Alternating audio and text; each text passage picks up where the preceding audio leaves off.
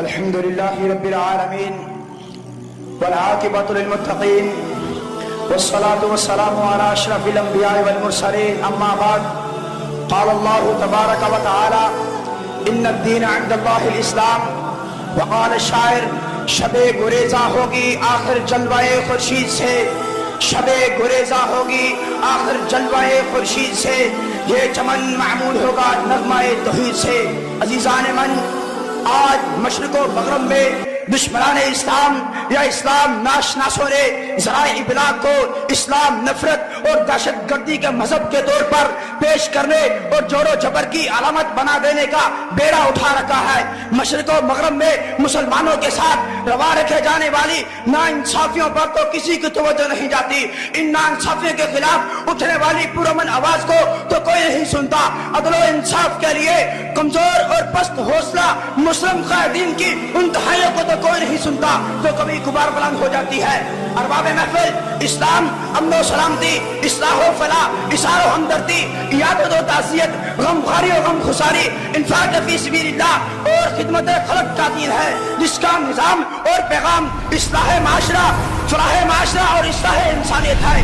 خیر الناس من ینفع الناس کے تحت بہترین افراد وہی ہے جو دوسرے انسانوں کے لیے رہنمائی اور نفع مندی کا سامان پیدا کرتے ہیں۔ وَيُؤْثِرُونَ عَلَىٰ أَنفُسِهِمْ وَلَوْ كَانَ بِهِمْ خَصَاصَةٌ کے مزاج بھی ایک مسلم معاشرے کے افراد ہیں جو خدمت کے جذبے سے سرشار ہوتے ہیں، اور ایک اسلامی ریاست کے ادارے اور ملازمین بھی رفع عامہ کے منصوبوں اور عوامی فلاح و بہبود کی تدابیر پر عمل پیرا دکھائی دیتے ہیں، کیونکہ ارشاد نبوی ہے وَاللَّهُ فِي عَوْنِ الْعَبْدِ مَا كَانَ الْعَبْدُ فِي عَوْنِ أَخِيهِ۔ دین دے کے جو آزاد ہو ملت، دین دے کے جو آزاد ہو ملت، ایسی تجارت میں مسلمان کا خسارہ۔ حضرات، اسلام آمد سے پہلے دنیا میں موجود تمام سلطنتوں میں حقوق انسانی کا تصور بھی موجود نہیں تھا، معاشرہ طبقات میں بٹا ہوا تھا، حکمران اپنی زندگی کی رنگینوں میں غرق تھے، جبکہ عوام حقوق انسانی سے محروم تھی۔ تاریخ اس بات کی شاہد ہے جب بھی کسی ریاست نے جنم لیا، اقلیتیں ماتحت ریاستیں ظلم و استبداد کے لیے تختہ مشق بنی رہی اور ذلت و مسکن کی زندگی گزارتی رہی۔ غلامی کا رواج عام تھا، محکوم قوم کو معاشرتی، اقتصادی، سیاسی اور سماجی آزادی سے محروم کر دیا جاتا تھا۔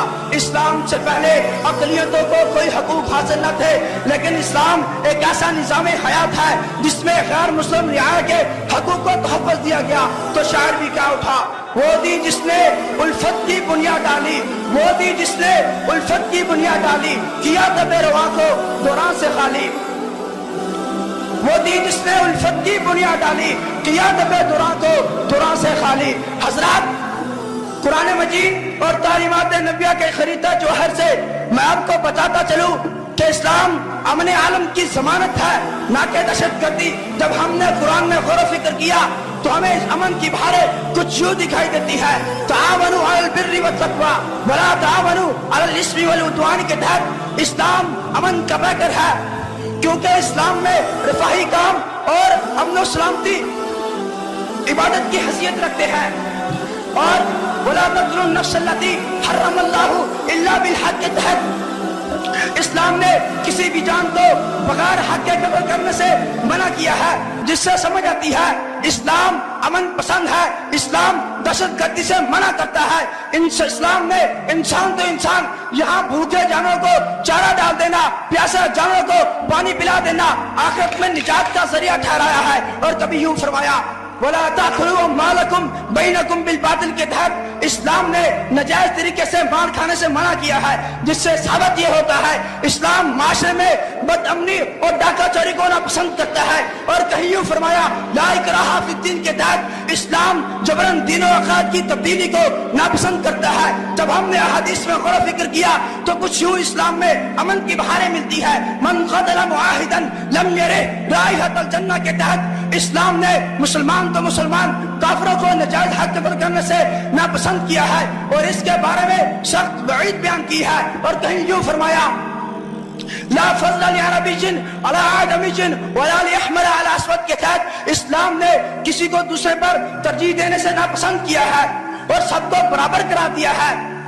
تاکہ مسلمانوں کا آپس میں تکبر حسد نہ ہو اور معاشرے میں بدامنی پیدا نہ ہو.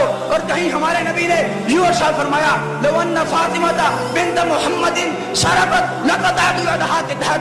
اسلام نے امن کا ماحول پیدا کرنے کے لیے یہ اصول مقرر کر دیا کہ انسان چاہے جتنی مرضی بڑے عہدے کا ہو سب کے لیے اصول ایک ہے. تو میں اپنی تقریر کا اختتام ان اشعار پر کرنا چاہتا ہوں. مودی جس نے اعداء کو اخوا بنایا، مودی جس نے اعداء کو اخوا بنایا، وحوش اور بہائم کو انسان بنایا، درندوں کو غمخوار دورہ بنایا، گڈریوں کو عالم کا سلطان بنایا. ھذا ما عندی وما علی الا البلاغ. السلام علیکم.